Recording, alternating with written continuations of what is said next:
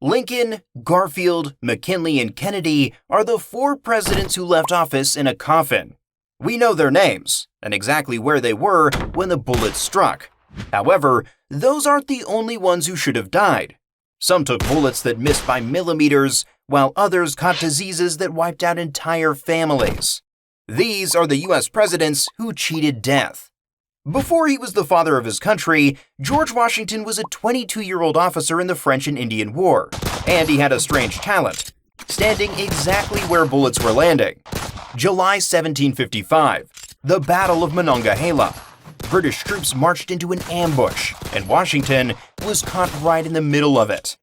2 horses were shot from under him, and 4 bullets tore through his coat. But Washington? Unscratched. He wrote to his brother afterward, "I heard the bullets whistle, and believe me, there is something charming in the sound." He was 22. He hadn't learned fear yet. Several Native American warriors later claimed they aimed directly at him and could not hit him. One said they believed he was protected by a higher power. Or maybe he just had plot armor before plot armor was invented. Either way, if Washington had died in that field at 22, there would have been no commander of the Continental Army, no peaceful transfer of power tradition, no America as we know it. Instead, he walked away unscathed. Andrew Jackson didn't just cheat death, he made death work for it. Before Jackson was the 7th president, he was the most dueled man in America. The man took insults the way modern people take Twitter replies. Personally. It was 1806 when Charles Dickinson publicly insulted Jackson's wife. In that era, that meant one thing: pistols at dawn. Dickinson was the better shot, calm, precise, and lethal. They took their positions. Dickinson fired first. His bullet hit Jackson directly in the chest, less than an inch from his heart. Most duels end there. Jackson did not fall, did not flinch, just raised his pistol, steadied his arm, and fired. Dickinson dropped dead. It was only after killing the man who shot him that Jackson started bleeding heavily.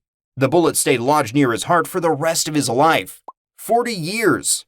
Doctors considered removing it too risky, so he just kept it. Most people retire after getting shot near the heart. Jackson ran for president. If that bullet had traveled 1 inch differently, there would be no Jackson presidency, no destruction of the national bank, no two-party system as we know it. History, once again, hanging by inches. But not every close call came from a gun. Some came from something far quieter and far more common. In 1818, Abraham Lincoln was 9 years old. His family drank milk from a cow that ate white snake root. The poison is called milk sickness, and it's almost always fatal. His mother, Nancy Hanks Lincoln, died in agony. Young Abraham got sick too. Same milk, same poison. His body fought it off. His mother didn't. Lincoln once told a friend, "I have seen 1,000 people die from things I've survived." If Lincoln had died at 9 years old in a log cabin in Indiana, he would be a forgotten name in a forgotten grave. No Emancipation Proclamation. No Gettysburg Address. Instead, the sickly frontier kid survived. If Lincoln's survival was quiet and tragic, Theodore Roosevelt's was loud, dramatic, and frankly, a little ridiculous. As a child, doctors told his parents he might not survive infancy. Severe asthma. He spent years unable to sleep lying down, gasping for air. His response? Built his body through sheer will.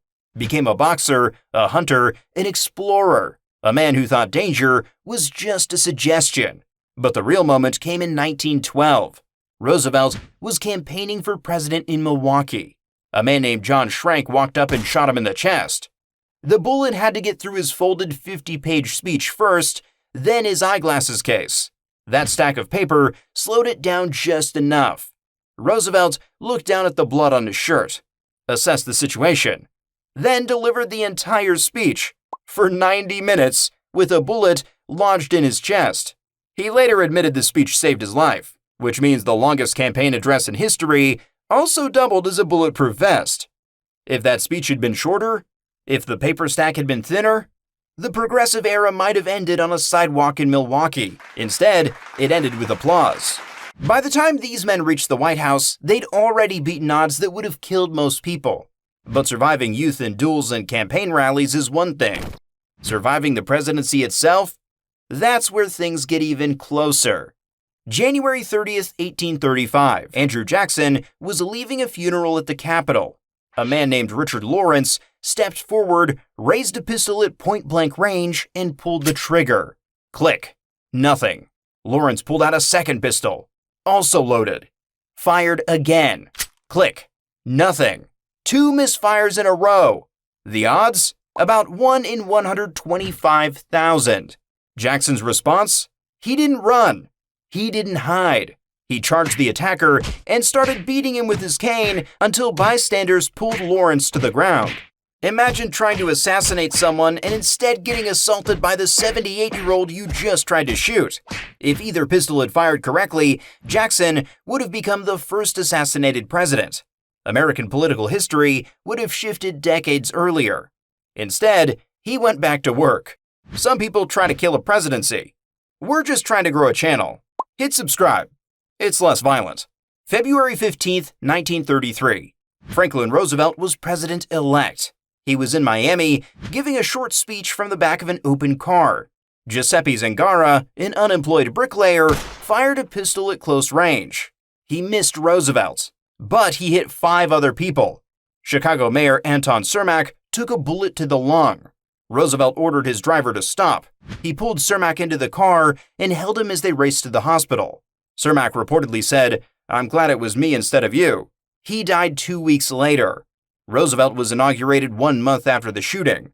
If Zangara had adjusted his aim by inches, there would have been no New Deal, no Social Security, no 4-term presidency during World War II.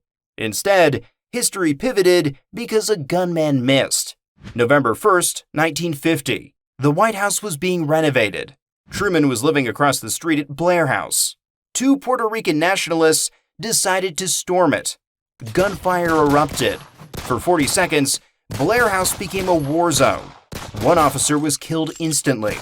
Another, Leslie Koffelt, was mortally wounded but propped himself against the wall and fired 1 shot, killing one of the attackers before dying himself. Where was Truman during all of this? Upstairs, napping, in his underwear. He heard the noise, walked to the window, and looked down at the chaos. An agent screamed at him to get back. The President of the United States nearly got shot because he wanted a better view. If the attackers had gotten inside, if a shot had traveled a few feet higher, Cold War leadership would have changed instantly. Truman walked to his appointment that afternoon. March 30th, 1981. Reagan had been president for 69 days. He exited the Washington Hilton after giving a speech. John Hinckley Jr. fired 6 shots in 1.7 seconds. 1 bullet ricocheted off the limousine, flattened, and hit Reagan under the left arm. The bullet collapsed his lung and stopped less than an inch from his heart. For several minutes, Reagan didn't even realize he'd been shot. He walked toward the car, thinking he broke a rib. Inside the hospital, he cracked a joke to the surgeons. "Please tell me you're all Republicans." Doctors later said if the bullet had traveled slightly differently, if he'd turned a fraction of a second earlier, Reagan would have died on the sidewalk. Instead, he survived emergency surgery and served 2 full terms. If that bullet had shifted by an inch, the Cold War would have unfolded differently. Supreme Court nominations would have changed. Economic policy would have been different. The 1980s would not have been the same, all because of a ricochet. July 13th, 2024, a campaign rally in Butler, Pennsylvania. Shots rang out during the speech. A bullet grazed Donald Trump's right ear. Blood streaked his face as Secret Service agents rushed him off stage. 1 rally attendee was killed. 2 were critically injured. The shooter was neutralized.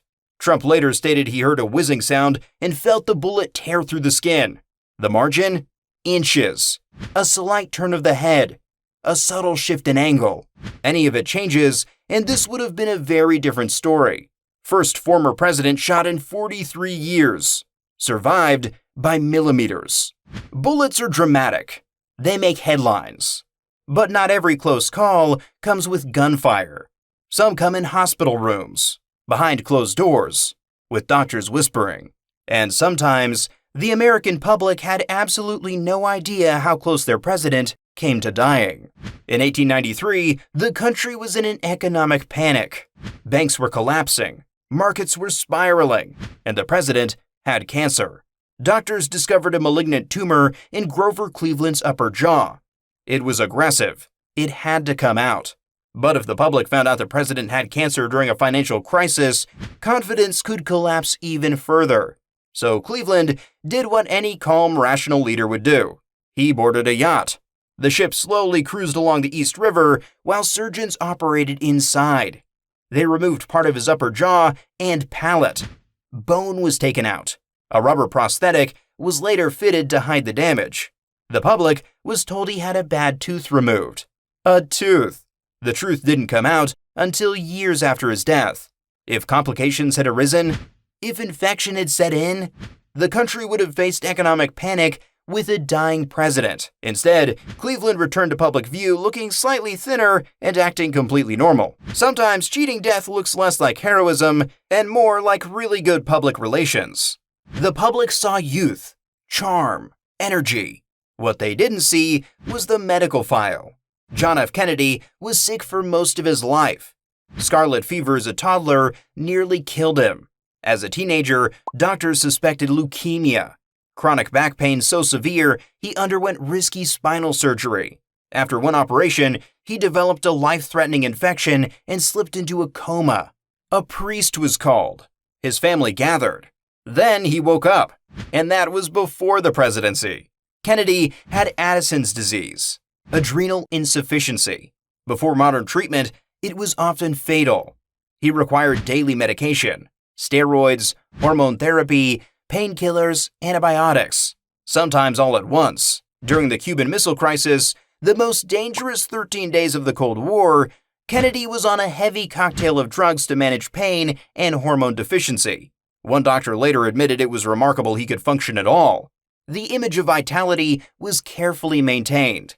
An aide carried a medical bag everywhere. When it was misplaced once, panic followed. Because if the public knew the full extent of his condition, his presidency might not survive politically, even if he survived physically. History remembers the missile crisis. It rarely remembers how fragile the man navigating it actually was. In 1988, Joe Biden was a senator, 45 years old, exhausted from a presidential campaign that had just ended. He had been ignoring severe headaches for months. One day, he collapsed in a hotel room. Hours later, he woke up on the floor.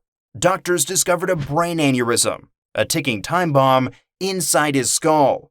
He was rushed into surgery. At one point, while his wife stepped away briefly, a priest entered the hospital room to begin last rites. When she returned and saw him, she said 2 words: "Get out." Minutes later, surgeons opened Biden's skull. The aneurysm ruptured during surgery. If they had started 5 minutes later, if Jill had taken a longer phone call, Biden would not have become president in 2020. He would have become a footnote. Instead, the operation succeeded. Recovery was long, painful, but successful. Another close call the public barely remembers. Jimmy Carter was 90 years old in 2015 when he announced that melanoma had spread to his brain. 4 tumors. Brain cancer at 90. That's not a diagnosis people walk away from. He began radiation and immunotherapy. 4 months later, new scans. No signs of cancer. Gone. Completely. Physicians describe the response as remarkable. Carter resumed teaching Sunday school, continued building homes with Habitat for Humanity, kept working well into his 90s. He would go on to live to 100 years old, 9 years after doctors found cancer in his brain. Some presidents survive bullets. Some survive political chaos. Carter survived time itself. 4 presidents didn't make it. Their names are etched into textbooks forever. But the ones who did? They shaped everything that came after. Presidents don't just change history by their decisions. Sometimes they change it simply by surviving long enough to make them. So the next time someone tells you history was destiny, remind them it wasn't. Which of these close calls stunned you most? Drop it in the comments. If you made it this far, you clearly have good taste. Subscribe, and we'll keep feeding it.